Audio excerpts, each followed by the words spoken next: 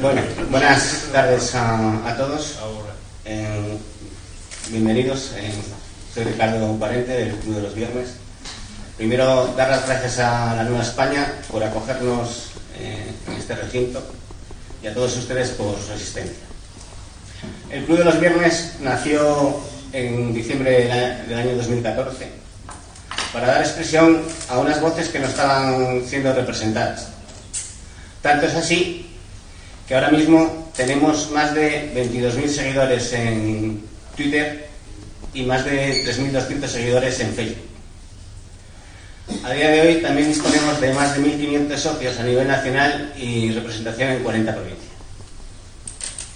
Una de las misiones del Club de los Viernes es convertirse en un referente de las libertades civiles, el derecho a la propiedad y el Estado limitado.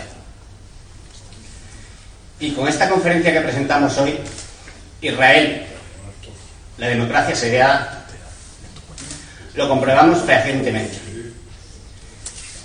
Estos señores que están aquí, para venir a hablar aquí, hemos tenido que poner seguridad fuera. ¿A qué les suena eso? ¿A qué tiempos? A ideologías que pensamos que habían muerto en el siglo XX. Pero no, están muy vivas ahora en el siglo XXI. El movimiento contra el boicot de Israel, ellos lo explicarán mejor, va contra la libertad económica individual, algo que defendemos muy claro en el Club de los Viernes. Y más cuando nos lo impone alguien como el Ayuntamiento de Gijón, que es además ilegal. Sin más, paso a presentar a los ponentes que nos acompañan hoy. A mi izquierda, Aida Oceransky, que nació en México de una familia judía ucraniana, curió de Kiev, por los pogromos contra los judíos habidos durante largos años. Llegó a España en 1968 y a Asturias en 1970. Al poco tiempo de llegar, con gente de Gijón y de otros lugares de Asturias, fundaron la Asociación de Relaciones Culturales Asturias-Israel. Dado que en ese tiempo no había relaciones diplomáticas de España con Israel, es presidenta de la comunidad israelita del Principado de Asturias y representa en actos judíos públicos y participa activamente en el esclarecimiento del llamado conflicto árabe-israelí. Imparte charlas sobre judaísmo para institutos y colegios de Asturias, que se organizan todos los años en enero. Profesionalmente trabaja en el Centro Comunitario de Sangre y Tejidos de Asturias.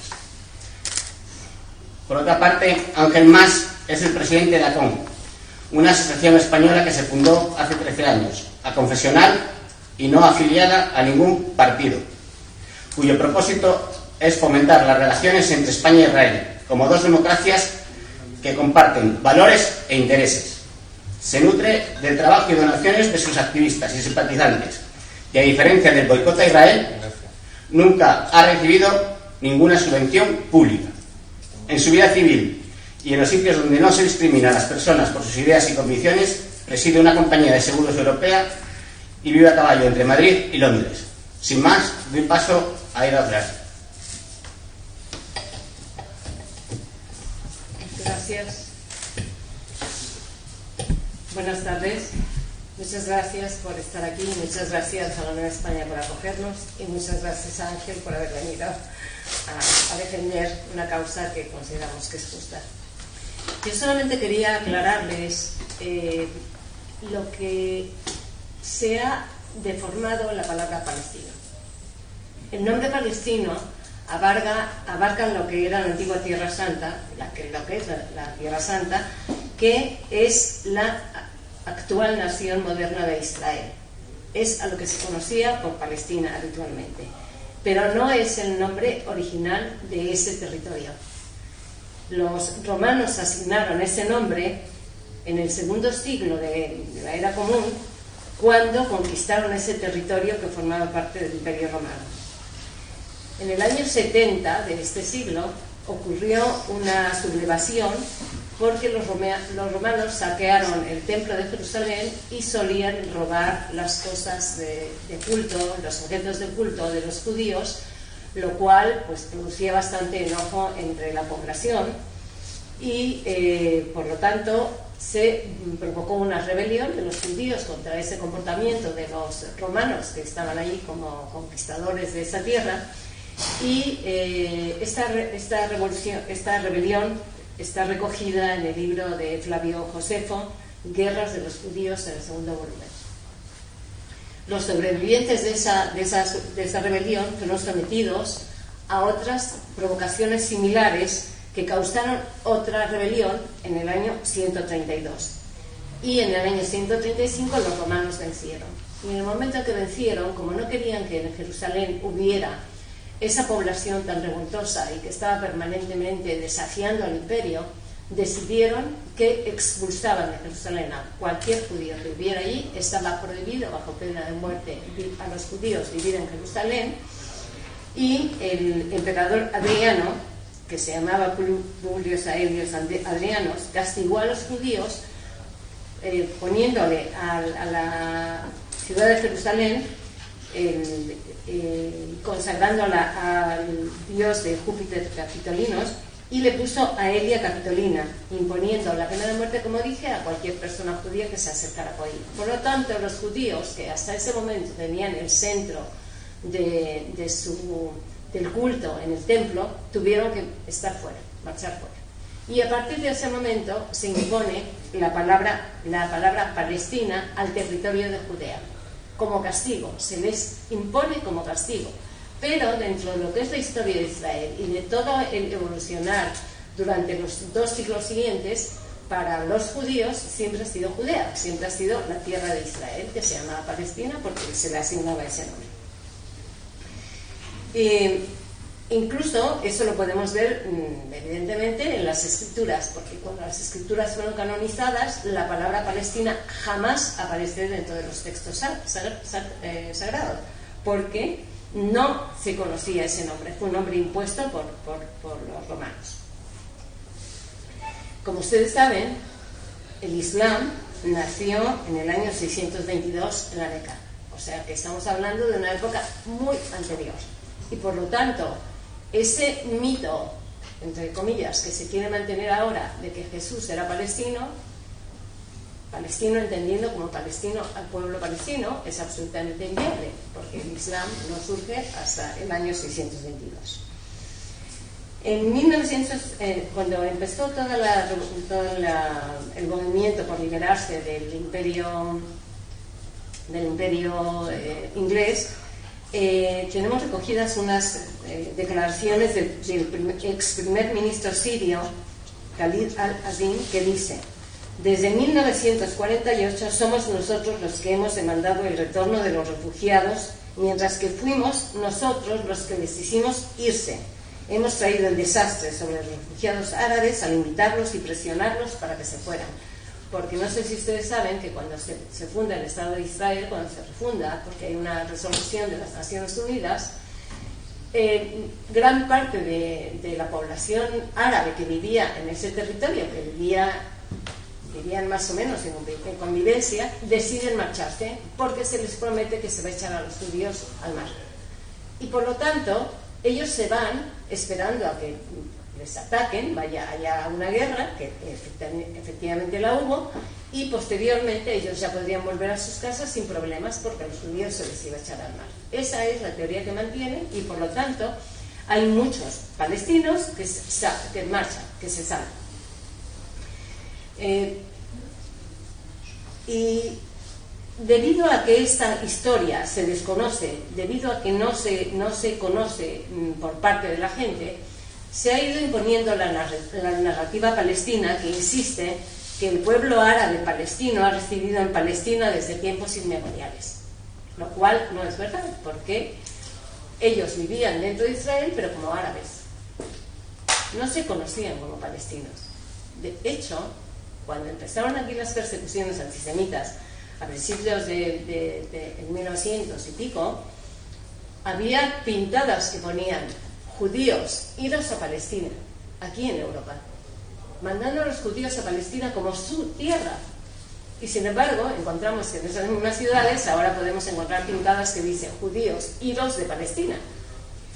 lo cual es completamente absurdo. Bien.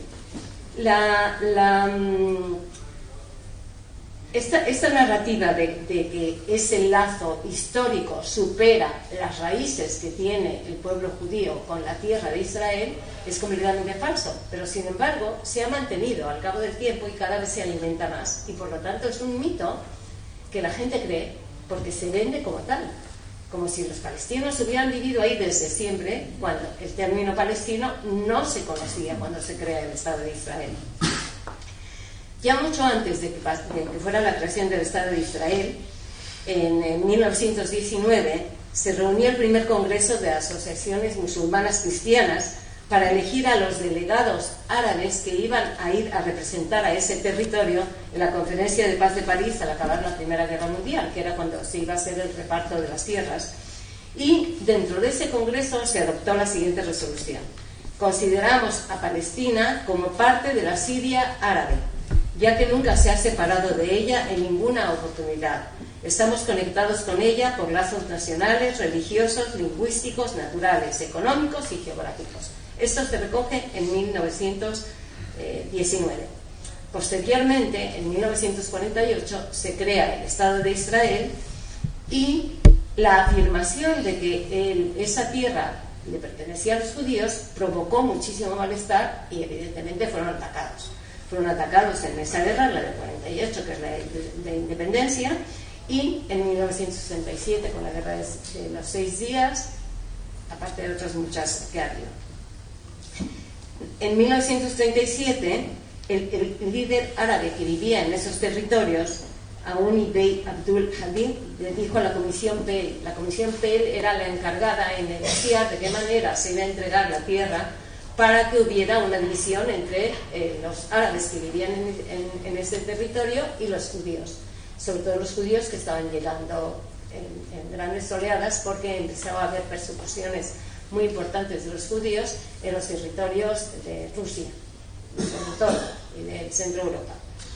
Y entonces este hombre le dijo a la Comisión Pell: no existe tal país. Palestina es un término que inventaron los sionistas. No existe Palestina en la Biblia. Nuestro territorio fue por siglos parte de Siria, porque ellos peleaban como sirios por tener dominio sobre ese territorio. Tampoco querían que se fundara el Estado de Israel.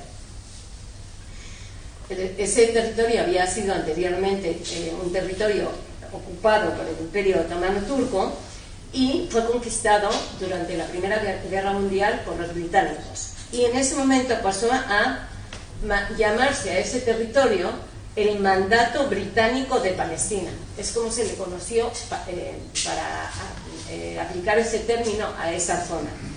Y no había ningún distrito que se llamara palestino, o habitantes de la región que se llamaran palestinas, porque nadie reconocía. Los judíos se decían como judíos, los árabes se decían como árabes, y ahí no había palestinos. Incluso los nacionalistas árabes que vivían en aquel momento con el mufti de Jerusalén a la cabeza, porque siempre convivieron los musulmanes y los judíos en ese territorio, hizo hincapié en el ideal de unidad, oponiéndose a la denominación palestina, porque decía que no iba a ser más que un ardid para dividir y cercenar la gran Siria. Por lo tanto, siempre ellos tuvieron, hasta ese momento, la idea de que ese territorio tenía que pertenecer a Siria, cosa que evidentemente los judíos que habían vivido allí durante siglos no aceptaban.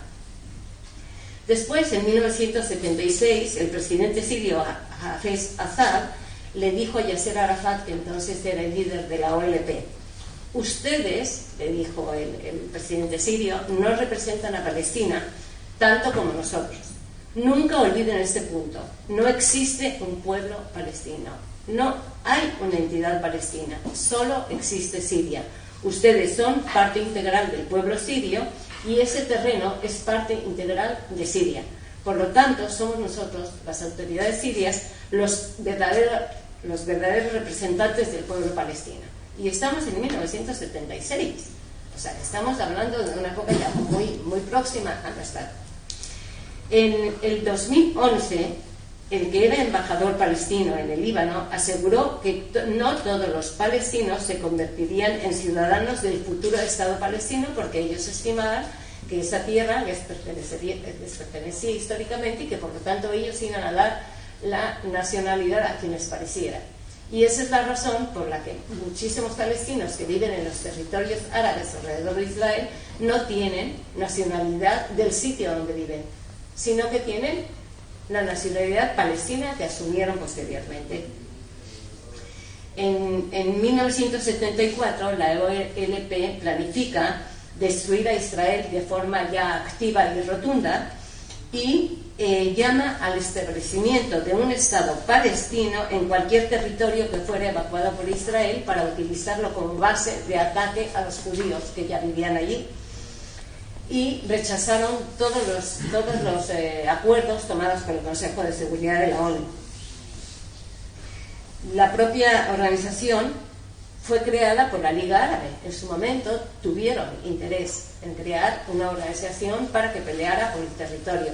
Y fue el presidente egipcio Gamal Abdel Nasser el que en 1964 propuso la creación de la OLP para que luchara contra los judíos que estaban dentro. En base a las declaraciones de historiadores y líderes, la identidad palestina había comenzado a gestarse alrededor de los años 50. Pero lo más importante de esto es cómo se hizo esta idea, cómo ellos plantearon que tenía que haber una población que reclamase ese territorio. El reclamo se hizo siempre en detrimento de Israel. Es una estrategia de reclamo del territorio, en reclamo de la identidad de los judíos que han vivido de forma permanente en Israel. Entonces, esa identidad dependía en su nacimiento y durante las primeras décadas del otro como motor por la vía del odio, del desprecio y de la necesidad de acabar con él. Esa es una idea permanente que se recoge incluso en los estatutos de fundación de la OLP. Se recoge que se va a ir a destruir, o sea, uno de sus objetivos es destruir Israel y echar a los judíos al mar. Eso lo han tenido muy claro. Y precisamente el alimentar eso es lo que ha provocado que nunca hayan querido firmar la paz. A pesar de todos los convenios que se han organizado, no hemos conseguido firmar la paz. A pesar de que Israel ha cedido en muchísimas ocasiones, no se ha conseguido firmar la paz. Y, increíblemente, resulta que nadie se indigna o se asombra de que los palestinos tengan una definición especial como refugiados ad hoc. O sea, los palestinos tienen una agencia de refugiados exclusiva para ellos, y a pesar de los años que han pasado, 70 y pico años, no se han aposentado en los territorios donde viven y son reconocidos como refugiados, cuando resulta que cuando se crea el Estado de Israel, 800.000 judíos árabes son expulsados de los territorios árabes porque iban a entrar en guerra contra Israel y los expulsaron, y todos esos judíos se integraron, el 75% dentro de Israel, fue asumido todo ese avalancha de gente por el Estado de Israel, y el otro 25% marcharon hacia América y hacia otras partes. En este marco, pocas veces se da cuenta de la incitación al odio que hay permanentemente por parte de los dirigentes para que odien al pueblo de Israel y por lo tanto lo ataquen. Y lo vemos continuamente. Sabemos que ya es casi tan cotidiano que ya ni siquiera es noticia, pero últimamente hubo una campaña de apuñalamiento a los judíos por parte de palestinos que viven en la frontera y que pasan a trabajar o que pasan a estudiar a Israel, y el odio en el que son alimentados hace que sigan con una actitud de beligerancia y de ataque a personas indefensas para reclamar un derecho que es absolutamente absurdo, porque no ha habido una nación palestina que haya vivido ahí como ellos pretenden mantener inmemorialmente. Solamente recordar que Arafat iba a la misa de Gallo diciendo que Jesús era palestino de ellos, no palestino de... Cuando resulta que en el tiempo en que nace Jesús ni siquiera existía Palestina como término. Y a la Fundación Egipto. Y a la Fundación Egipto, pero no es la ONU ha abordado este problema de una forma casi cómica, porque es permanentemente parcial y permanentemente obsesiva con Israel. O sea, si ustedes recogen las resoluciones de la ONU año a año, resulta que la única nación con la que están permanentemente llamando la atención es Israel, a pesar de que sabemos que en los países árabes no se goza exactamente de derechos humanos y que hay persecución, hay un maltrato a las mujeres, evidentemente los homosexuales no pueden vivir allí, no hay libertad de culto, no hay libertad de culto. En los países árabes no se puede, excepto en 2 o 3 excepciones, no pueden vivir los judíos. Y todo esto ha sobredimensionado de tal manera las cosas que ha elevado al palestino al arquetipo del oprimido, del refugiado, de la víctima. En definitiva, se ha creado, a través de esa historia que nos han tratado de vender, se ha creado algo falso, y que es que el palestino es perseguido por Israel y que no vive bien. Cuando se creó el Estado de Israel, como bien dije, los palestinos, los árabes, que no se llamaban palestinos en aquel momento, que se quedaron a vivir en Israel, se desarrollaron, se integraron, tienen libertad de culto, tienen partido político, tienen representantes en el Parlamento, evidentemente pueden ejercer su religión con toda libertad, porque Israel es un país completamente moderno donde se respetan los derechos humanos. Y cuando parecía que se iba a llegar a un acuerdo de los últimos que se firmaron, se hizo una encuesta entre los palestinos que viven en Israel, los llamados palestinos que viven en Israel, que son musulmanes, pues para saber cuántos de ellos iban a irse a Palestina cuando Palestina se fundara. Ni uno. Ni uno. Quiero también decirles que los árabes que tienen mayor índice de títulos universitarios, proporcionalmente, son los árabes que viven en Israel. Porque Israel da igualdad de oportunidades para todos. Israel es un Estado judío, pero puede vivir cualquier persona, puede ejercer su libertad, su religión con toda libertad y no pasa nada. Por lo tanto, yo creo que ya está bien que los medios de comunicación manipulen la información o estén desinformados de esto, que esté en los libros de historia. Todo esto que les he contado yo está en los libros de historia.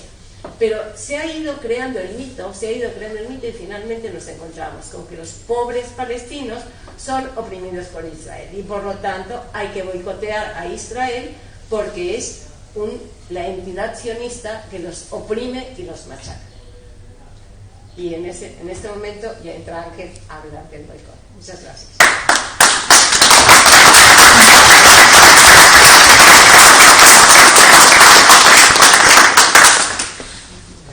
Muchas gracias.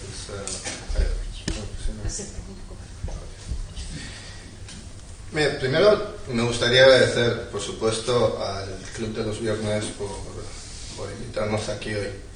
Hay un término en hebreo que son los tzadik. Los tzadikim son los justos entre las naciones. Es la gente que no acepta que se victimice, que se oprima, que se abuse, sobre todo de los débiles y de la minoría. Y al hacer eso se ponen en la línea de fuego, en la diana de los intolerantes, y es una situación muy incómoda, pero que conllevan por sus valores y por su dignidad. Y en este caso, el Club de los Viernes y nuestros amigos de aquí de Gijón saben que se exponen a todo eso y para nosotros son tzadikim. Así que, de entrada, muchas gracias.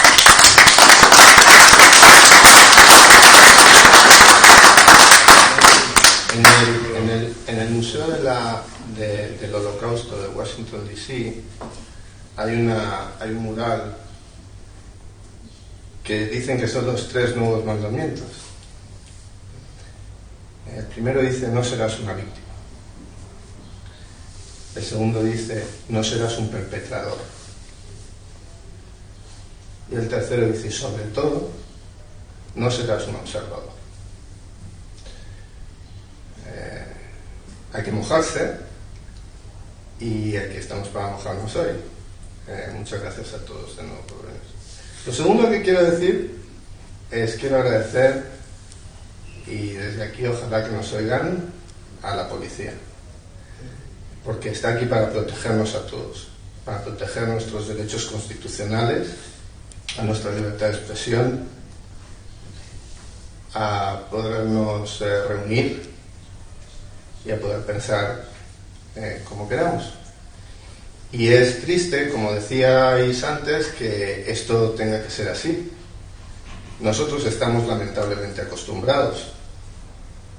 Estamos acostumbrados a que al salir de la sinagoga nos recuerden que nos tenemos que quitar la kipá, porque nos pueden agredir. Nos pueden agredir por el simple hecho de ser judíos. Estamos acostumbrados a que el Colegio Judío de Madrid, por ejemplo, aparezca Fort Knox, con presencia permanente policial, porque aparecen todas las listas de los yihadistas como objetivo. Es triste, pero es así. Y hoy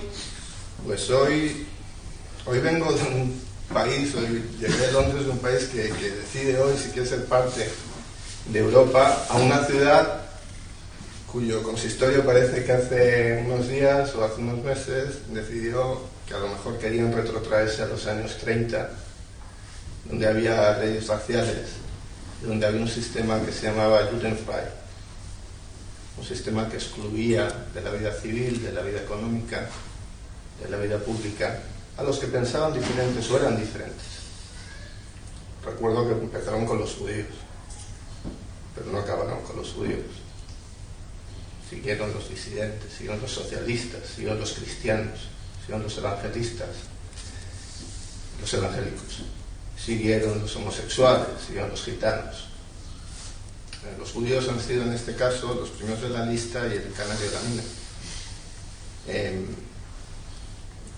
Y yo os digo, esta mañana me decía un amigo al llegar aquí, oye, ¿cómo te sientes? Digo, pues me siento muy raro, porque yo nunca había estado en un sitio donde era ciudadano de segunda de entrada. Y eso es lo que yo soy aquí hoy. Yo soy un ciudadano al que el Ayuntamiento de Gijón restringe sus derechos civiles. Porque por pensar como pienso, por mis convicciones, por quién soy, no tengo los mismos derechos que los demás a la contratación pública, a participar en temas relacionados con el Ayuntamiento, a un intercambio académico con entidades que dependen de él.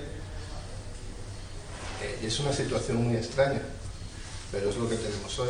Por cierto, os recuerdo que por asociación, vosotros, cuando lleguéis a casa, le decís a vuestra familia que estáis ahí en el área gris de la legalidad. Y podéis presumir de ello, el día que vivisteis peligrosamente. Por todo ello, y por vuestro compromiso de entrada, os quiero dar las gracias.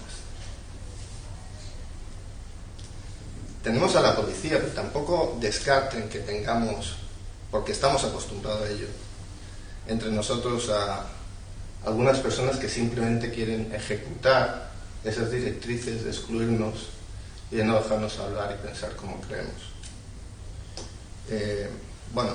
Suelen venir de opciones políticas que sus empujones y su griterío es el modo de expresar que tienen, que son socialdemócratas escandinavos. Yo, ante ellos en general, lo que siento es pues la lástima que se siente ante el intolerante, ante el excluyente, o simplemente, francamente, ante el que limosnea un puesto haciendo lo que tiene que hacer para una subvención. Nosotros creo que somos mejores que eso porque defendemos valores más elevados. Como decía Aida, es difícil adentrarse en este tema. ¿Por qué es difícil adentrarse? En una situación donde la narrativa ya es perversa. Existe un metalenguaje aceptado que es francamente demoledor.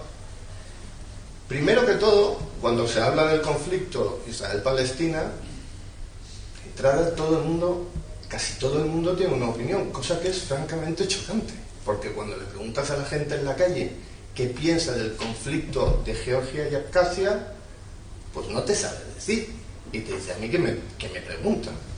Y cuando le preguntas a la gente qué piensa del conflicto, del hecho de que el norte de Chipre lleva ocupado por Turquía desde los 70, te dice, pues no tengo ni idea, ni siquiera lo sabía. Ahí está ocupado. Sí, y Chipre es un país de la Unión Europea. Sin embargo, sobre este tema, todo el mundo tiene una visión, una opinión, y está, como digo, marcada por este metalenguaje. Os voy a dar unos ejemplos porque creo que son chocantes. Hablamos, por ejemplo, de colonialismo, ¿no? Los colonizadores judíos. Pues sí, hubo pioneros judíos que llegaron y fundaron Tel Aviv, donde había dunas infectadas de mosquitos que transmitían la malaria, y murieron por cientos. Y ellos fundaron Tel Aviv donde solo había dunas. Sí que fueron judíos, ¿no? Fueron judíos, fueron colonos y fueron pioneros. Pero también vivían históricamente, y solo hay que mirar los censos del Imperio Otomano, una mayoría de judíos, que eran la mayoría demográfica en Jerusalén, en ciudades que hoy están en territorios administrados por la autoridad palestina, como Hebrón, y vivían allí desde tiempo inmemorial. Como ha dicho Aida, el mismo término palestino es un término colonial. O sea, es el primer pueblo que adopta una terminología colonial para acuñar su propio nombre. Verdaderamente chocante. La realidad es que el Estado de Israel en 1948 se estableció en un territorio donde por mayoría demográfica. O sea, se divisó un mapa en el que las mayorías demográficas marcaban qué territorio iba a caer en manos de los judíos y qué territorio iba a caer en manos de los árabes. Por cierto, en manos de los árabes no solo cayó lo que se entiende como la margen occidental y Gaza, cayó toda Jordania. Es que a veces se nos olvida, toda Jordania era parte del mandato británico de Palestina, y ellos se lo llevaron todo. Pero esas mayorías demográficas fueron lo que marcaron las delimitaciones, para que hablamos de colonialismo. Lo único que colonizó en realidad Israel fue el Negev, un gran desierto donde no había nada y que constituía la gran mayoría del territorio que le asignó la partición. Hablamos de territorios ocupados. Miren, sin entrar en tecnicismos legales, que hay personas que los pueden definir mejor aquí que yo, el término correcto es territorios disputados, porque hasta que no se establezcan unas fronteras definitivas, lo que hay es una línea de demarcación de alto el fuego y no hay ningún territorio que se pueda denominar como tal ocupado. Es disputado. Por cierto, les recuerdo, como español se lo digo, pues que nosotros tenemos territorios disputados por otros. A ver si nos acordamos a veces. Nos disputan Ceuta y Melilla, su soberanía, y nos la disputan además entidades supranacionales, como la Organización de la Unidad Africana. O sea, que no se nos olvide que es que hablamos con mucha alegría. Hablamos también por aquí de muros y de... Bueno, nosotros tenemos un par de vallas bastante importantes para defendernos. Y el hecho es que el muro no es tan muro, solo es un muro en una parte, un porcentaje muy pequeño de su extensión, es una gran valla que se estableció precisamente a raíz de la Segunda Intifada para defender a las ciudades de Israel de las incursiones para asesinar a personas que estaban en una pizzería o que iban en un autobús. Yo he conocido a personas que mandaban a sus hijos al colegio en 2 autobuses, por si explotaba uno. Esa valla se construyó para eso y como resultado de esa valla, pues el nivel de ataques terroristas descendió dramáticamente. Yo comprendo que hay gente que no le gusta que el nivel de ataques terroristas contra población civil baje, Igual que hay gente que no le gusta que los judíos se puedan defender, porque vivían mucho más felices cuando los judíos eran víctimas indefensas, corderos que iban al matadero. Pero yo lo siento mucho por esas personas, porque Israel está aquí, está para quedarse y está para eso. Nunca más saldrá gratis matar a un judío por el hecho de serlo. Y si hay gente que le fastidia, que le corcome o que le irrita esto, pues van a tener que seguir viviendo con ello. Para eso se hizo el muro. Hablamos de Palestina, y como decía ella, Palestina, pues la verdad, nunca ha existido. Yo creo que debe haber un Estado palestino eventualmente. Lo dicen los acuerdos de Oslo que firmó el gobierno de Israel, pero Palestina nunca ha existido. Yo pues les animo a que alguien me diga qué moneda tuvo ese Estado palestino, o qué rey, o qué capital. Nunca existió. Nunca existió. Los palestinos nunca se llamaron, de hoy nunca se llamaron a sí mismos palestinos. El término palestino, la OLP lo acuña entre 1963 y 64, que es cuando se funda. No existía ese término. Que se pueden crear pueblos, que pueden adquirir conciencia de tal, sí, muy bien, pero en cuanto a derechos históricos o conciencia histórica o una liberación de un Estado palestino, nunca existió. Aquello fue Siria y luego fue parte de Jordania. Y Gaza era parte de Egipto. Esa es la realidad histórica, la pueden machacar, le pueden dar la vuelta, le pueden lo que quieran. Esa es la realidad. Hablamos de Jerusalén, la tercera ciudad santa del Islam. Lo que está claro es que es la ciudad santa del judaísmo. Y probablemente sin duda, una de las más importantes ciudades santas del cristianismo. Ahora, Jerusalén, yo les invito a que me digan dónde en el Corán sale mencionado Jerusalén, porque no sale en ningún sitio, ni una sola mención. Esto de las terceras ciudades santas del Islam además es muy interesante. Sabemos cuál es la primera, Meca, sabemos cuál es la segunda, Medina, y luego hay 33 terceras ciudades santas del Islam, ¿no? Los chiitas tienen Qom, luego tal. La realidad es que no hay ninguna mención, y hay cientos de menciones en los textos sagrados judíos donde se menciona Jerusalén. Cientos. El Salmo 137, que rezamos los judíos y los cristianos, los dos, dice: si me olvidare de ti, oh Jerusalén, pierda mi diestra su destreza, mi lengua se pegue a mi paladar. De ti, si de ti no me acordare, si no te enalteciere Jerusalén como preferente asunto de mi alegría. Jerusalén es la capital eterna de los judíos. Por eso los judíos rezan mirando a Jerusalén. Y por eso cualquier jordano que reza mirando a la Meca le da el trasero a Jerusalén. Y eso es así. Pero el mito de Jerusalén, la Jerusalén ocupada, pervive en ese metalenguaje. Lo he mencionado ahí. Uno de los conceptos más interesantes de este metalenguaje son los refugiados. Mire, como ha dicho ella, los palestinos tienen un estatus único mundial en cuanto a los refugiados. Un palestino es refugiado si, como en cualquier zona del mundo, si tuvo que abandonar su casa como resultado de un conflicto y de una persecución, y la Agencia de las Naciones Unidas para los Refugiados busca su reasentamiento y su integración. Pero los palestinos tienen un estatuto diferente, con una agencia diferente, y solo para ellos. Todos los sirios, los ruandeses, todos tienen una agencia común, y los palestinos tienen otra.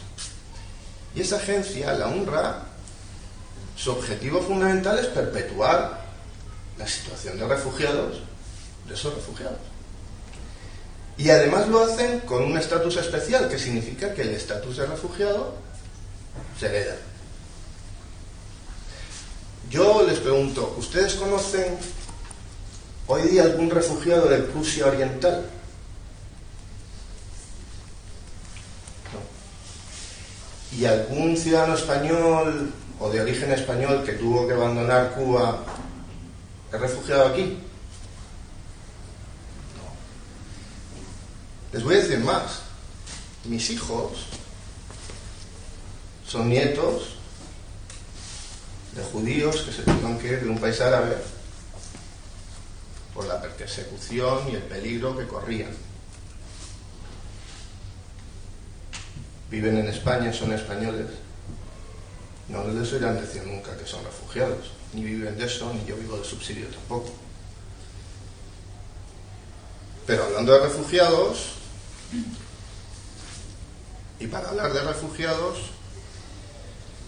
pues miren, en 1948, cuando se restablece el Estado de Israel, en Irak vivían 135.000 judíos y no vive ninguno. En Egipto 75.000 y hoy viven menos de 20. En Argelia 140.000 y no vive ninguno. En Marruecos 265.000 y viven unos 2.000. En Túnez 100.000, 105.000 y viven con los dedos de una mano. En Yemen 55.000 y los últimos se han tenido que ir corriendo antes de que los mataran. 850.000 judíos tuvieron que huir apresuradamente de los países árabes para salvar sus vidas. Nadie les llama hoy refugiados. ¿Saben por qué? Pues porque la mayoría fueron a Israel, donde se convirtieron en ciudadanos de pleno derecho del Estado judío, y otros muchos se fueron a otros lugares, y donde se fueron, a Madrid, a Barcelona, aquí, donde se fueron a vivir, no le llamaron campo de refugiados, le llamaron barrios, o casas, o lo que fuera, o ciudades. Cuando uno habla de campo de refugiados, otro término del metalenguaje, uno se imagina, ¿no?, lo que vemos de la situación tremenda de Siria, de las jaimas, las tiendas y tal. Yo he estado en campos de refugiados, ya que es una ciudad. ¿Qué espera usted después de 70 años? Pues ciudades con electricidad, con televisión, con escuelas. Eso sí, fundamentalmente viven del subsidio perpetuo, perverso, que les impide progresar, de la UNRWA.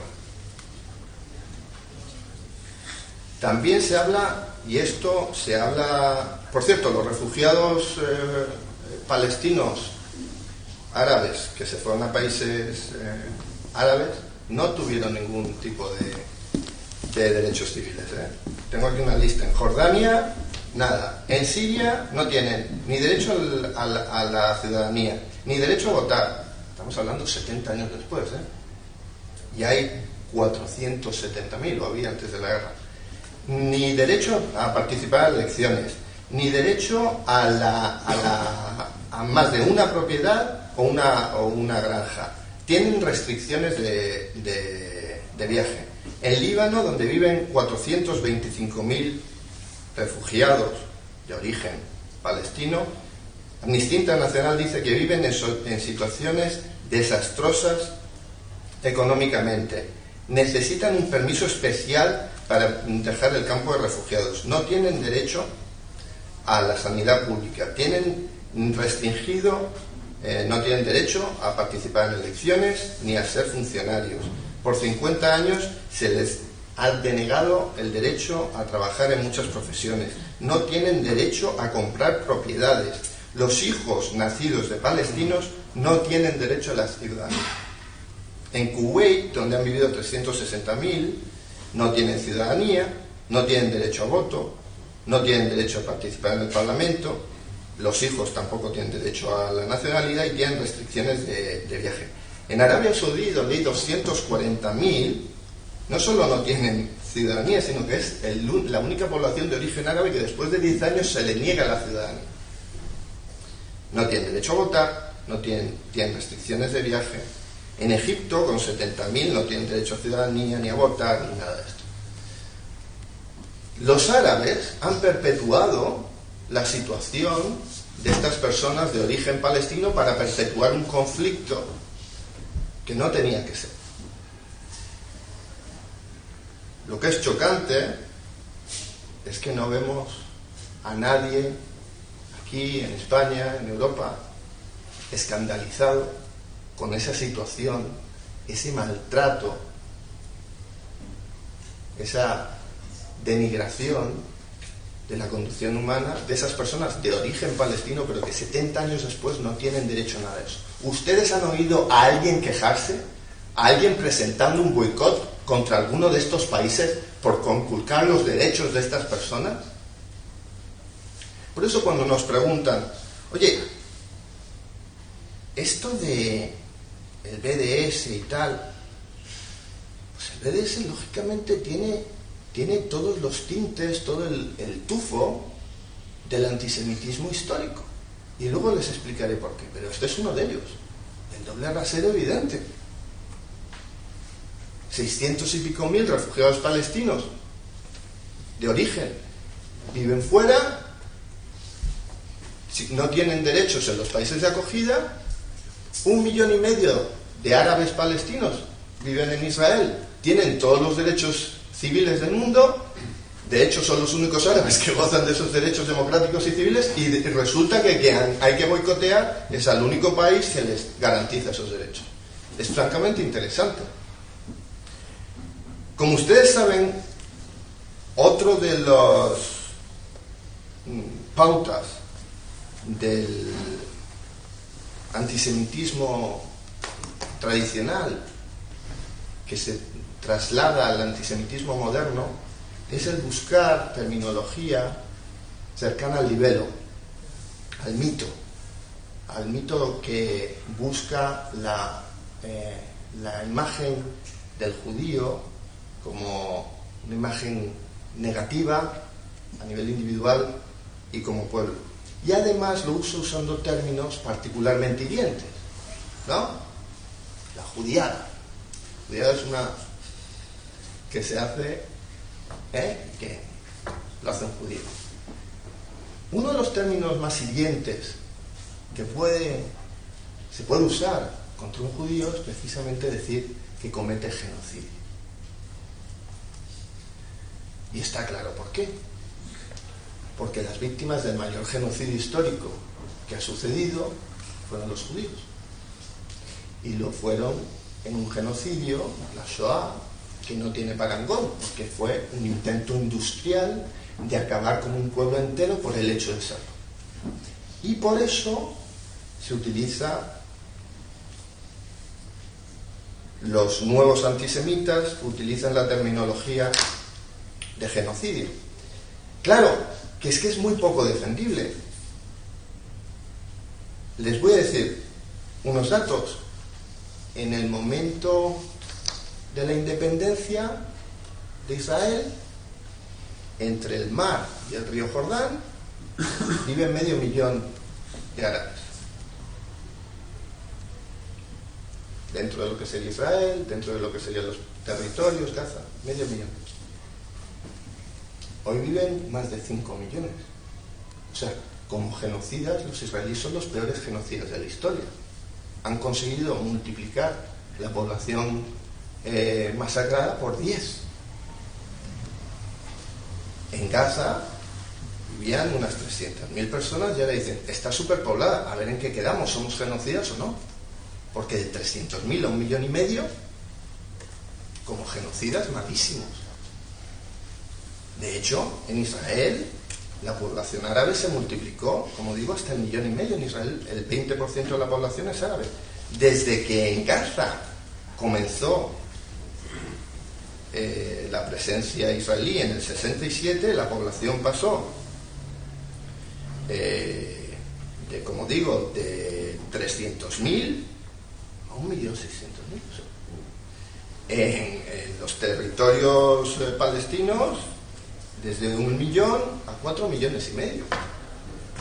Como ustedes comprenderán, este metalenguaje que va quedando, el pozo, el genocidio, la limpieza étnica, todo esto, pues es francamente insultante, no solo para nosotros, sino para cualquier persona inteligente y, en general, para cualquier persona de bien. Pero se utiliza con un objetivo evidente, que es herir los sentimientos más profundos y más sensibles de cualquier judío. Y en base a estas perversas manipulaciones del lenguaje repetidas y aceptadas, es que cuando se le pregunta a una persona en España ¿qué piensas de Chipre? Te dice, no tengo ni puñetera idea. Y cuando te dicen, oye, ¿qué piensas de Palestina? No lo pueden poner en el mapa, pero te hablan de refugiados, de campos, de genocidio, de no sé qué, de colonias, de tal. Y es en base a esto a que unos señores llegan a un municipio como es Gijón, o es Langreo, o es Avilés, y llegan allí y le explican unos concejales que están allí elegidos para solventar los problemas de sus ciudadanos, y les hablan de estas historias con este metalenguaje, y pues muchos de estos concejales llegan y dicen, bueno, pues sí, sobre esta base creo que podemos votar algo que resulta que, bueno, es una declaración a favor de los derechos de estos palestinos que han sufrido genocidio, ocupación, que viven en campos, que lo que pasa es que esa declaración no dice eso.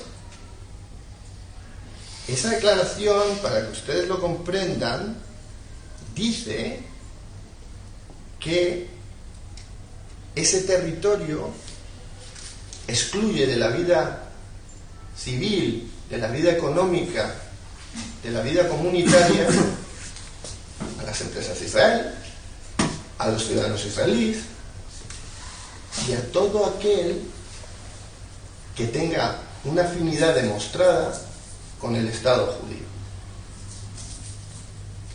Y esto es muy importante.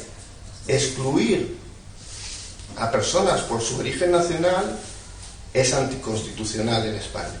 Por su origen nacional, por sus creencias religiosas, por su raza y por sus convicciones, por su ideología. Y estos boicots nos excluyen, nos discriminan por lo que creemos. Que esto suceda en el siglo XXI en España y nos retrotraiga a los años 30 en Alemania es lo que es francamente preocupante. Lo han recogido los medios internacionales aquí, la verdad, dentro de lo que cabe se le ha dado poca cobertura, pero que desde las instituciones públicas que están ahí para proteger a los ciudadanos y en particular para proteger a las minorías, se coaccione, se victimice, se señale y se excluya a esa minoría o a ese grupo de personas que piensan lo que podemos pensar la mayoría aquí, es francamente un drama. Parece que estamos acostumbrados, pero no podemos estarlo. Porque eso es exactamente lo que están aprobando en estos ayuntamientos. Y por eso nosotros les hemos presentado demandas. Les hemos presentado demandas como un grupo español. ACOM es una asociación de españoles, como decía, judíos, no judíos, gente que no cree en nada, gente que viene de la derecha, de la izquierda, pero que fundamentalmente nos rebelamos contra la conculcación de derechos civiles por pensar lo que pensamos y por apoyar a un Estado judío democrático, garantista. Les recuerdo que hay un solo Estado judío. Hay un solo Estado judío. Y dicen, ¿eso qué es racismo? Hay 21 estados en la Liga Árabe y nadie les llama racistas. 21 estados que se declaran árabes. Ni árabe, raza árabe, lo que sea, árabe. 21 estados. Y nadie ha ido a decir, venga, ¿usted cómo se declara árabe? Si tiene una minoría aquí que es yazidí, o una minoría persa, o una minoría farsi. No, nadie. Pero al único Estado judío, al Estado judío, a ese sí que hay que señalarle con el dedo. Estas declaraciones, por tanto, primero, tienen un problema fundamental, que es un problema de competencia. Vamos a ver, un ayuntamiento no puede, se extralimita de sus competencias cuando hace una declaración de este tipo. Igual que se extralimita de sus competencias cuando, si quiere declarar la guerra a Rusia, no puede. Puede querer, pero no puede.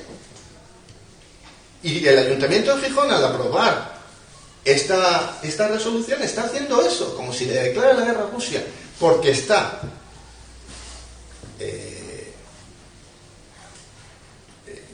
afectando jurisdicciones que no tienen: las relaciones internacionales, el comercio internacional, la cátedra, lo que sea, no las tiene. Segundo, vulnera un principio fundamental, que es el principio de neutralidad de la administración. La administración no puede tratar a ciudadanos de modo diferente por lo que crean, por sus convicciones, por sus ideas políticas. Yo sé que hay grupos en España cada vez más emergentes y que tienen que ya veremos lo que pasa el fin de semana, que les gustaría excluir de la vida civil y social al que no piensa como él. Pero hoy por hoy es inconstitucional. No se puede hacer. Y es lógico. También la legislación internacional evita, y la europea por supuesto, combate ese tipo de comportamientos. Y como digo, es particularmente grave que vengan desde instituciones públicas. Pero es que además, el juzgado de Oviedo, en el caso de Langreo, tiene una sentencia firme donde dice que además eso fundamentalmente conculca los derechos humanos por discriminatorio. Y por eso les decía al comienzo que yo soy una persona que hoy por hoy en Gijón soy un ciudadano de segunda. Es grave, es así y lo vamos a corregir. Pero nos debería avergonzar como ciudadanos españoles que esto esté sucediendo hoy.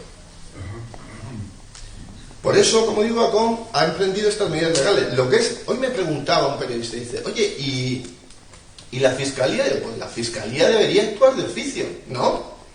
Pero no actúa de oficio. Entonces resulta que una serie de amigos, como sois los del club de los viernes, pues una serie de amigos que somos los de ACOM, nos juntamos, buscamos un abogado buenísimo y entre nosotros emprendemos acciones legales contra 50 ayuntamientos en toda España por esta situación, porque queremos defender los derechos civiles no solo de los israelíes, que también los tienen en España, no solo de los judíos que sienten simpatía hacia el único Estado judío, faltaría más, sino los de todos los españoles que queremos pensar dentro del marco constitucional y del respeto a los demás como nos dé la gana. Y luego después viene la Fiscalía y se apunta, lo que está muy bien, pero estaría muy bien que actuara la oficina.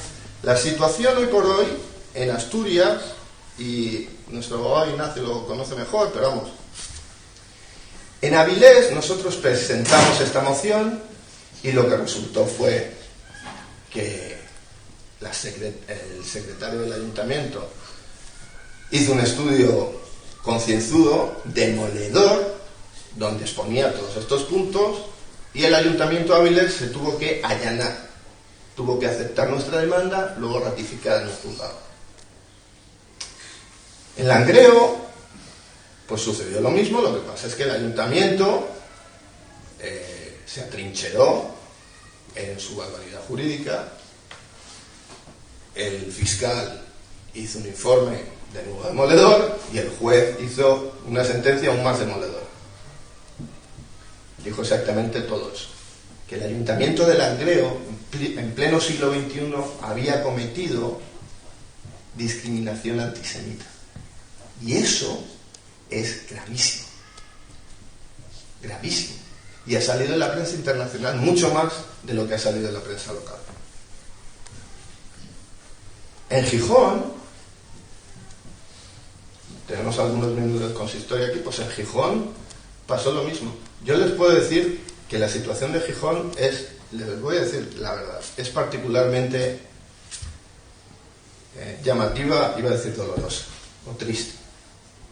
Porque, ¿recuerdan lo que decía antes de no serás víctima, no serás perpetrador, pero sobre todo no serás un observador neutro? Pues es lo que pasó.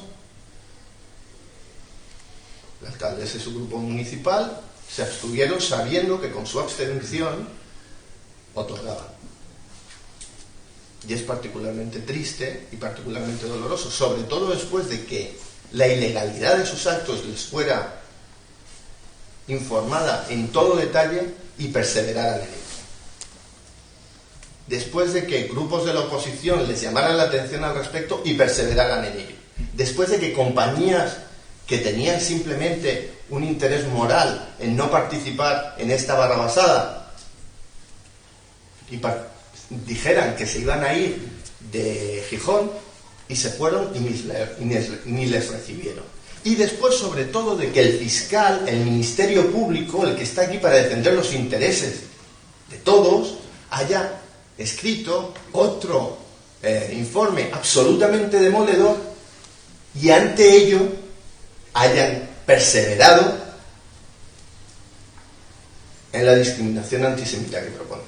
Pero no solo eso, deben saber que viven en un ayuntamiento donde yo no solo soy un ciudadano de segunda con mis derechos civiles conculcados, es que ellos dicen que esto es una declaración política. Mire usted, una declaración política es sobre peces, sobre plantas, sobre el amor universal, sobre lo que quiera, sobre la preocupación por la situación de esta o de esta población. Un boicot, ¿desde cuándo un boicot es una declaración política? Mucho más cuando se informa, se instruye a las empresas municipales a que lo ejecuten, como ha hecho el Ayuntamiento de Gijón con su alcaldesa Carmen Morillón. Ha informado a las empresas municipales que deben ejecutar este boicot y ha informado a las mesas de contratación del ayuntamiento para que ejecuten este boicot. Decir que esto es una declaración política, institucional, sin consecuencias, es una verdadera farsa y un engaño a los ciudadanos de Gijón. Y hoy por hoy, los que pensamos, los que nos asociamos, los que estamos simpatizamos con el Estado de Israel, si yo vengo aquí, me harán una especie de auto de fe. Si yo quiero contratar con el ayuntamiento y me dirán, oiga, usted renuncia, como aquello de renuncia a Satanás, ¿no? Renuncia a sus convicciones sionistas y tal y cual. Sí, bueno, pues firme aquí y a lo mejor puede participar, aunque ya le estamos echando un ojo. No puede participar, váyase usted. Esa es la situación hoy por hoy en el Ayuntamiento de Gijón. ¿Por qué nos resistimos a ella? ¿Por qué los amigos del Club de los Viernes nos apoyan en esto? Pues porque es evidente. Porque si uno vive en un Estado de Derecho, esto es absolutamente inaceptable. Y por eso hablamos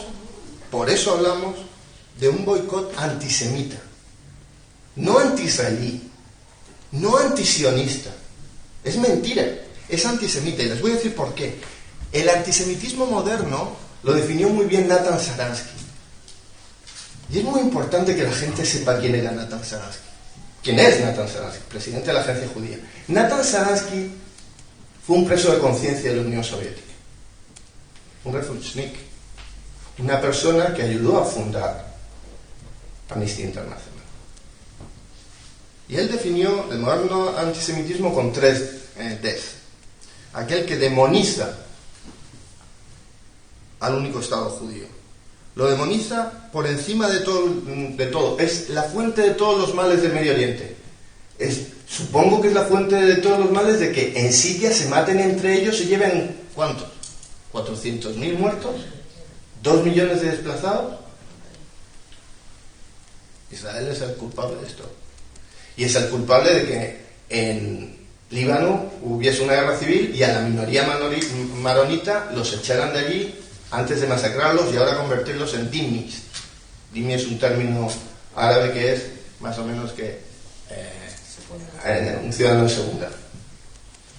Supongo que la guerra de Irak también, lógicamente, fue resultado de las maldades del Estado judío o el tratamiento de los coptos en Egipto o lo que sea.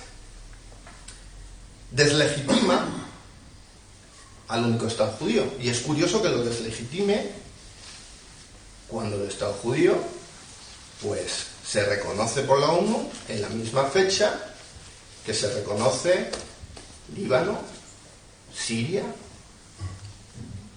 Irak. Y sin embargo solo al Estado judío y al único Estado judío. Es francamente chocante.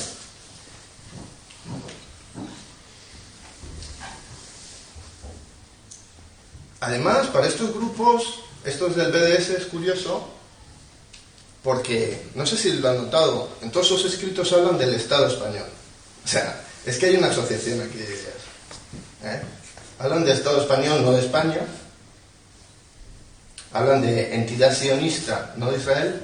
Y todos los demás pueblos del mundo, todos los demás, reales o inventados, históricos o de antes de ayer, tienen derecho a su autodeterminación nacional. Los únicos que no tienen derecho a su autodeterminación nacional, que llevan rezando a Jerusalén desde hace 3.000 años, son los judíos. Bueno, y un poquito los españoles, que no tenemos derecho a nuestra nacionalidad, con un poco de suerte en nuestro Estado. Esas mismas personas piensan así de España y esas mismas personas piensan así de Israel. Es antisemita porque usa doble rasero. Hombre, considerando lo que está pasando en Siria, en Líbano, en Egipto, no sé dónde, irse a fijar en los derechos humanos en Israel, que es la única democracia garantista, donde se vota, donde un presidente, un juez del Tribunal Supremo árabe, un juez del Tribunal Supremo árabe en Israel ha metido en la cárcel a un ex primer ministro de Israel por un asunto de corrupción de menos de 20.000 euros. Y lo ha metido en la cárcel varios añitos. Y eso fue el presidente del Tribunal Supremo, un miembro del Tribunal Supremo israelí árabe. Yo me pregunto, aquí que damos muchas lecciones, ¿cuántos miembros del Tribunal Supremo o simplemente de la judicatura hemos tenido en nuestras propias minorías gitanas? ¿Tenemos alguno? ¿Hemos tenido alguno? Y vamos dando lecciones y tratando con doble rasero al único Estado judío. Y fundamentalmente y finalmente deshumaniza. Esa es mi cuarta, esa la añado yo. Fíjense cómo deshumaniza. ¿Ustedes han visto algún matiz en sus posturas o en su percepción de Israel, de los israelíes? ¿Alguno que diga, no? Porque fundamentalmente eso evitaría el boicot. En cuanto tú dices, bueno, hay israelíes que piensan así, hay israelíes que piensan así, hay gente que sí, hay gente que no, hay posturas políticas que tal. No, se boicotea a todos. Cuando se habla de los miembros de las fuerzas de defensa de Israel, ustedes han oído cómo se les trata como si fueran bestias inhumanas. Desde la izquierda, desde la extrema izquierda, qué curioso digo, porque el ejército del Estado judío es un ejército popular. Es la definición de un ejército popular, donde sirven todos sus ciudadanos, los chicos 3 años, las chicas 2 años, todos.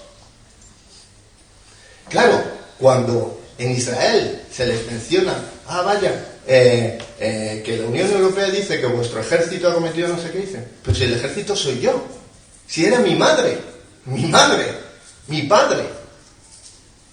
Por supuesto que es un insulto y por supuesto que es una deshumanización. Y mientras tanto este movimiento BDS pues glorifica el terrorismo, justifica la violencia. ¿Ustedes les han visto alguna vez, una vez condenar un ataque indiscriminado contra civiles? Una vez. El otro día en Tel Aviv, unos miserables llegan allí se plantan en un café con gente tomando, y supongo que allí habría gente de todo, gente que es de izquierda, de derecha, gente que cree en la paz, gente que no, les dio igual, los mataron por ser judíos. Y ustedes vieron una sola crítica, una sola condena de estas personas tan preocupadas con los derechos de los demás, con la situación y la paz, una sola crítica a esta acción, las mismas que oyeron para criticar el tratamiento de los palestinos en los países árabes. Y entonces, ¿por qué este BDS en España es así especial? Hombre, hay que retrotraerse al hecho de que la gente que está hoy gobernando en muchas ciudades de España, en Madrid, en Barcelona, en Valencia, en Zaragoza, antes de meterse a este lío, venían de esos movimientos. Es fundamental para ellos. Hay también que comprender, hombre, que no lo digo yo, lo dice la Policía Nacional, quién financiaba a estos señores y cuál es su agenda. Vamos a ver, la voz de su amo. Si te paga Irán, pues se espera que hagas algo en las instituciones que tú controlas al respecto. Estas personas, cuando me dicen, no, bueno, esto es como, en realidad como Grecia o como Portugal, donde hay gobiernos de izquierda, no, estas personas tienen experiencia revolucionaria de primera mano en lugares donde se ha actuado en limpieza étnica de judíos, y los judíos venezolanos se han tenido que largar corriendo. No, es una prioridad para ellos y su modelo es replicarlo en España, punto. Y entonces lo hacen como mejor lo saben hacer, que es usando las instituciones para desde las instituciones excluir al que piensa diferente y al que es diferente. Y yo sí, soy diferente a ellos. Y desde ahí me excluyen, me discriminan y me intentan boicotear. Eso es lo que es particular y grave del movimiento BDS en España, que se hace desde las instituciones que están para defender a los ciudadanos. Y eso es único. En otros sitios hay boicot académico, boicot cultural, boicot tal. No, aquí se usa el poder público y el poder político para discriminar a los propios ciudadanos. Sí. Como decía, los judíos somos las primeras víctimas de este experimento, pero les aseguro que no vamos a ser las últimas, y por eso es importante estar no solo del lado de lo que es la justicia, sino del lado de lo que es la moral. Israel es una aspiración milenaria de un pueblo de verdad, no de un pueblo inventado. Es un Estado ejemplar, es un Estado garantista, que garantiza también la libertad religiosa, que garantiza el refugio a otras minorías. Yo les quiero, para acabar, leer la Declaración de Independencia de Israel, un par de párrafos. El Estado de Israel estará abierto a la inmigración judía y a la recogida de exiliados, fomentará el desarrollo del país para el beneficio de todos sus habitantes, estará basado en la libertad, justicia y paz, como preveían los profetas. Asegurará la total igualdad de derechos sociales y políticos a todos sus habitantes, sin consideración de religión, raza o sexo. Esto se hace en el 48. Garantiza la libertad de religión, conciencia, lengua, educación. Ustedes saben que el Estado de Israel tiene dos lenguas oficiales, el hebreo y el árabe. Protegerá los lugares sagrados de todas las religiones. Esto es la Declaración de Independencia de Israel. Muy brevemente les diré lo que dice, bueno, ni siquiera se lo voy a decir para qué, la carta de Al-Fatah y la carta de Hamas. Fundamentalmente, los objetivos de Hamas es una república islámica, la destrucción de Israel, el uso exclusivo islámico de la zona, la incitación antisemita y la llamada a la yihad. Por eso cuando a mí me dicen, oye, debe ser muy complicado defender a Israel en España, digo, la verdad, complicado debe ser defender a esa chusma. O sea, eso sí que debe ser complicado. Francamente complicado. Por eso, por vuestra claridad moral, os lo agradezco de verdad de corazón, y os voy a dejar, como os decía, nosotros compartimos, los judíos y los cristianos, un pasado y una perspectiva común. Y os voy a decir lo que dice el himno de Israel, la Tikva. Y dice, y quiero que penséis esto lo cantaban los niños judíos en Hungría antes de que los masacraran, antes de la Shoah, antes de la guerra. Y lo cantaban los supervivientes que iban liberados en el primer seder, después de la liberación cantaron esto. Ya antes del establecimiento del Estado de Israel. Dice, mientras en lo profundo del corazón palpita un alma judía y dirigiéndose hacia el oriente un ojo aviste a Sion, no se habrá perdido nuestra esperanza, la esperanza de 2000 años de ser un pueblo libre en nuestra tierra, la tierra de Sion y de Jerusalén.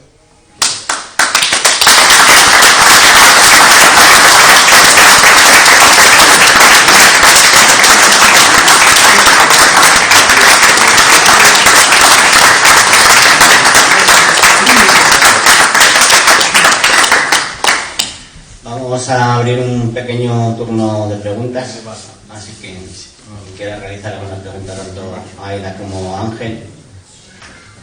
Sí, por favor. Me levanto para que me veáis un poco mejor, yo siempre he sentido gran admiración por el pueblo judío. ¿A quién dirige la pregunta, por favor? Los premios Nobel, sé que son los que tienen mayores premios Nobel son los judíos. Tengo un amigo del año 1950 judío, que yo no lo sabía, y en Colmenar Viejo, Madrid, me preguntó un día el capitán tratando de usted, dice, ¿usted es judío también?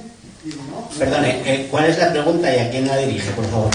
Bueno, pues la tengo en una carta que ahora recuerdo, que la dirigí a la Nueva España. ¿Qué hay del Tribunal de la Haya y las resoluciones de la ONU? Porque en otra conferencia que dio un rabino judío, uno de los que veía, dijo al final que se sentía avergonzado de los dos pasaportes, el estadounidense y el del país de Israel. Eso lo definía bastante bien el rabino judío, como usted sabe. Esa es la pregunta. Sí, muchas gracias, ahora le contestamos. Como usted comprenderá, en un pueblo diverso que admite la disensión, opina, precisamente acaba de definir la diversidad de un Estado democrático. En Israel puede haber gente que no crea en Israel, que se cisque en Israel y que busque incluso su destrucción. De hecho, el BDS nace en muchos casos en universidades israelíes. Ese grado de libertad tiene en el que en su propio parlamento hay diputados que glorifican el terrorismo contra Israel, cosa que sería absolutamente impensable en España. Ignacio es nuestro abogado, les habla del tema. Sí.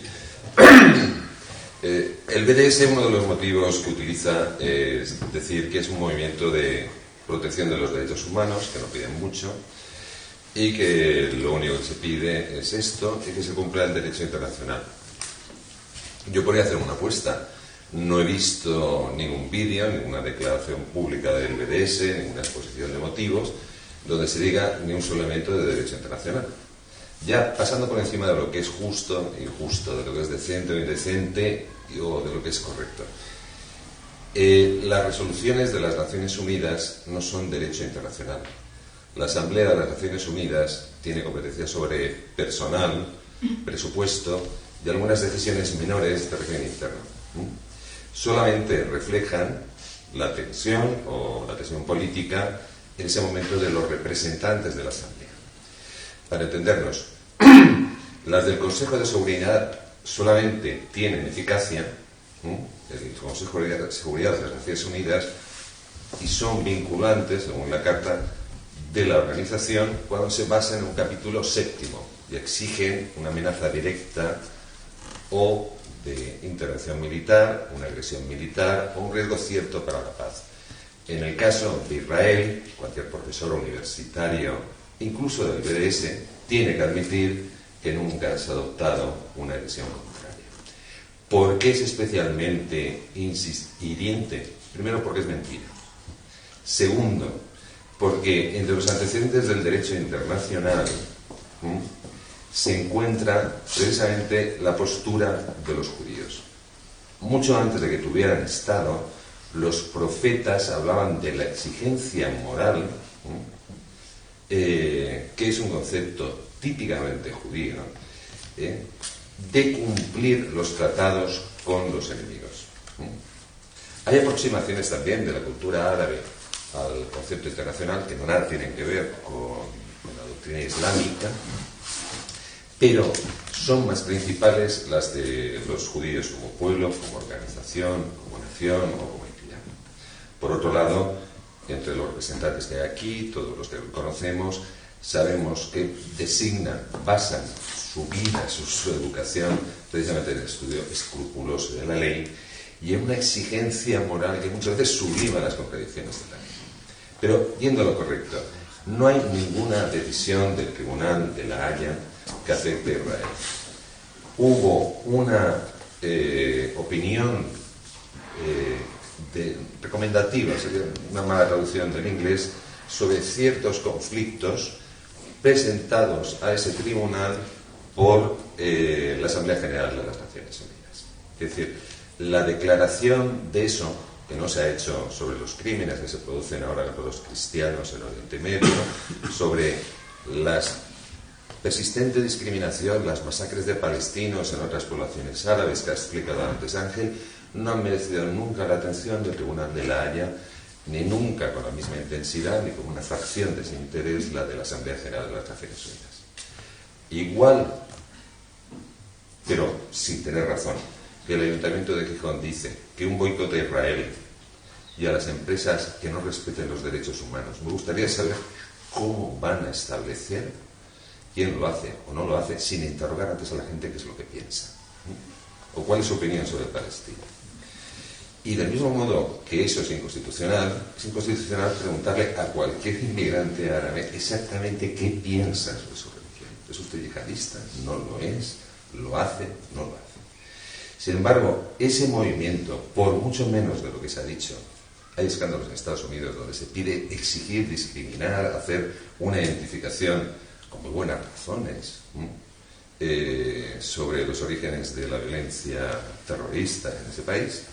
No pasa nada si se hace un judío o simpatizante de Israel o, como dicen las directrices del boicot que proceden de Palestina, a cualquiera que pueda ser, Ángel ha dicho, documentado como simpatizante de Israel. No, las instrucciones dicen a cualquiera que pueda ser solamente percibido en un boicot de sentido común como cómplice de Israel y de las políticas de Israel. ¿Alguna pregunta más, por favor? Sí. No, simplemente era para decir la mala imagen de Israel ahora son los asentamientos, el incremento de las edificaciones de Israel, que todo parece ser que le quitan las viviendas a los palestinos, es lo que se ve desde aquí. Entonces, eso pues crea, claro, una imagen negativa de Israel. Antes de que conteste, que va a contestar Ignacio desde el punto de vista jurídico, ¿ha visto alguna queja de la extensión de las viviendas árabes dentro de Israel, en la Galilea? Porque los árabes, cuando pasan de 300.000 habitantes en Israel a 1.500.000, les aseguro que viven en alguna parte. Viven en barriadas y en ciudades enteras. ¿Ha visto que en algún caso alguien haya comentado eso o haya comentado la necesidad de hacer un trasvase de población y que esos llamados colonos que vivían muchos de ellos en esos territorios desde tiempo inmemorial no puedan construir en sus barriadas y sin embargo los árabes israelíes sí puedan construir? Es algo verdaderamente curioso que de nuevo nos retrotrae al doble rasero. Ignacio, por supuesto, les va a comentar que no hay una línea divisoria clara, por lo tanto, la mayoría de esos llamados asentamientos son simplemente barriadas adjuntas a otras barriadas. Esa es la realidad. El metalenguaje y la desinformación nos llevan a hablar precisamente de asentamientos, de expansiones, de este tipo de circunstancias. Le digo una cosa, en ningún caso el gobierno de Israel ha dicho que expulsará a ninguna población árabe en caso de que haya dos estados. Mahmoud Abbas ha dicho repetidamente que no podrá haber judíos en un futuro Estado palestino. Y le recuerdo que ese futuro Estado palestino, en la margen oriental, tiene dos nombres en hebreo, traducidos al español: Judea y Samaria. Los judíos son de Judea, lo mismo que los españoles son de Samaria. Y decirles que en una zona que no está delimitada no pueden construir, pero los árabes todo lo que quieran dentro de Israel, porque son ciudadanos de Israel, es francamente chocante. Sí. Lo de los asentamientos, desde el punto de vista legal, realmente es un tema que se utiliza y parece que haya movimientos forzados de población, construcción de ciudades en territorio ocupado por la violencia, la armada y tal. El convenio de La Haya, que es un convenio que no había firmado ninguno de los países árabes cuando atacó a Israel pocas horas después de que se acabara el mandato británico sobre el territorio palestino. El territorio palestino, según la Liga de Naciones, era el hogar nacional del pueblo judío. Es más, desde la Convención de San Remo, poco antes de la Conferencia de Versalles, se estableció ese territorio que incluye todo lo que es Israel y gran parte de lo que es Israel, mejor dicho, y desde luego todo lo que es Jordania, que es mucho mayor que Israel, era para el hogar nacional judío. Ese, ahora parece un concepto radical, racista, apartheid, eso está basado por la Liga de Naciones, que a diferencia de las Naciones Unidas, lo hizo en una decisión que era vinculante para todas las potencias. Y no era una reunión de jefes de estados blancos, ahí estaban Turquía, países del Pacífico, los países independientes de África en aquel momento también.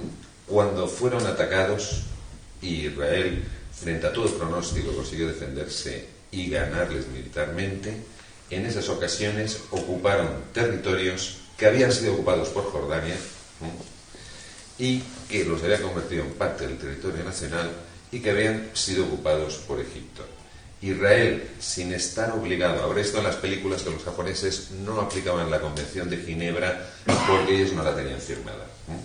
Aunque sea inhumano, poco deportivo, esté feo, legalmente tenían la razón. Sin embargo, Israel lo aplicó a pesar de que legalmente para ellos fuera un inconveniente. Ellos tenían que obligarse, muchos de los comandantes militares, por lo que hacían, pero no es el enemigo. Cuando la aplicó esa Convención de Ginebra, solamente prohíbe los desplazamientos forzados de población al territorio ocupado militarmente en un conflicto. Hay que recordar que ese conflicto fue iniciado por varios países árabes a la vez, con una designación explícita de muchos de sus líderes, algunos de los jefes de Estado, diciendo que no Israel se la necesita, sino los judíos serán exterminados. Bien, Israel no ha hecho ni un solo movimiento forzado de población. Al contrario, incluso los gobiernos que desde aquí son percibidos como más radicales o más de derechas han puesto siempre grandes inconvenientes a cualquier ampliación. Gran parte de los informes que usted lee sobre iniciativas de ampliación de asentamientos, por ejemplo en Jerusalén Este, son simplemente ampliaciones de terrazas cubiertas. Cada uno de esos proyectos aquí son contados como si fueran granjas de colonos rabiosos dispuestos a matar a los vecinos. En realidad, no hay nada en el derecho internacional que impida eso, salvo los propios compromisos de Israel, que ha adoptado con la presencia de las Naciones Unidas, de Rusia y también de Estados Unidos y de la antigua OLP, que reconoció su existencia en cuanto renunció, por lo menos nominalmente, a la violencia, es ir reduciendo la extensión, cambiar el territorio ocupado por los centros de población de Israel dentro de Jordania a cambio de territorios equivalentes en territorio israelí. Todo eso está pendiente de negociación, firmado por las autoridades de un país y de la autoridad palestina, y está totalmente detenido. Según el derecho internacional, no existe ningún problema, sino que depende de una evolución de las negociaciones que los propios representantes políticos palestinos han interrumpido y niegan durante mucho tiempo, y que parece ahora que la postura política es decir, esto está detenido, es una trampa, y que da un gran impulso, otra vez pasando por encima de los tratados logrados a base de las renuncias pues, de la otra parte. En consecuencia, es un problema político que no tiene, en mi opinión, ninguna base en el derecho internacional. Sergio, una última pregunta, por favor. Aquí se comentó, y a mí me parece acertado, que la diferencia que se establece entre España y otros países con el tema de los espacios libres a partir de israelí es el tema de que aquí hay un apoyo por parte de las instituciones democráticas españolas, es decir, a nivel de ayuntamientos, cabildos y diputaciones. El Estado de Israel, a nivel diplomático, es decir, la embajada israelí o el Estado de Israel, en donde tenga que estar, entiendo yo que, como se está exponiendo aquí, tiene que entender que a sus ciudadanos, cualquier turista que venga, en determinadas zonas de España se le está tratando como ciudadano segundo, se le está aplicando se le están prohibiendo sus derechos civiles. El Estado, no una asociación que voluntariosamente pone sus medios, igual que nosotros lo estamos poniendo otras cosas. El Estado, quiero decir, ¿hay alguna queja formal, alguna actuación seria? Porque a veces dices, tú, es que esto no se le da publicidad. No, pero el primero que se le tiene que dar publicidad son los judíos, de su propia situación y de su propia discriminación, los primeros. Y el representante, entendiendo, es el Estado israelí. Entonces, el Estado israelí, ¿cómo reacciona ante una flagrante conculcación de los derechos civiles de sus ciudadanos en el mundo, y particularmente en Gijón, por ejemplo? Pues yo, a modo informativo, porque yo no hablo en nombre del Estado de Israel, que yo sepa, a nivel formal todavía no han tomado ninguna determinación. Yo creo y especulo que si el Estado de Israel tuviera que responder a todas y cada una de los abusos, de los excesos, del doble rasero que se le aplica, pues sería francamente imposible. Ellos suelen decir, podemos hacer muchas cosas bien, pero no podemos hacerlas todas.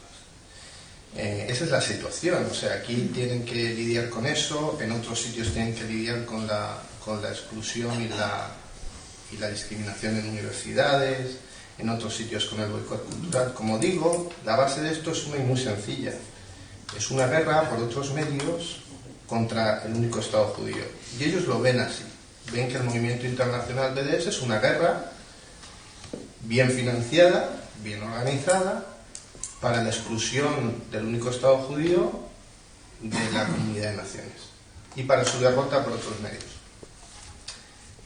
Pero los casos específicos que estamos hablando, que yo sepa, el Estado de Israel y el gobierno de Israel, sé que lo mira con preocupación, me consta, pero no han tomado ninguna acción. Te voy a decir, de todos modos, los primeros a los que nos importa esto, francamente, yo no voy a esperar a que el Estado de Israel venga a protegerme, porque el primero que estoy afectado soy yo, y son mis hijos.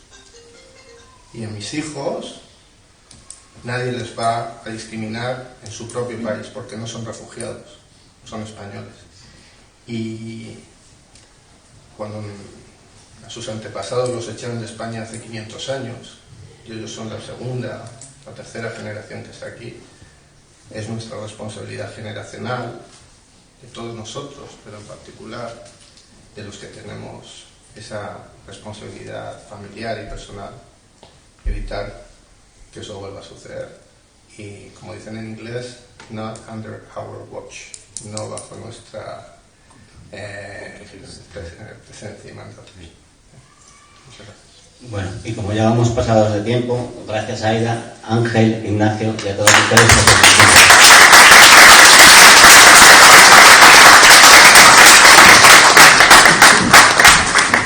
Perdonar un momentito, solamente quería darle las gracias a las personas que han venido a cubrirnos, a protegernos caso de que hubiera habido aquí cualquier problema, porque lamentablemente hemos tenido que llamar gente para que nos viniera a proteger. Es penoso, pero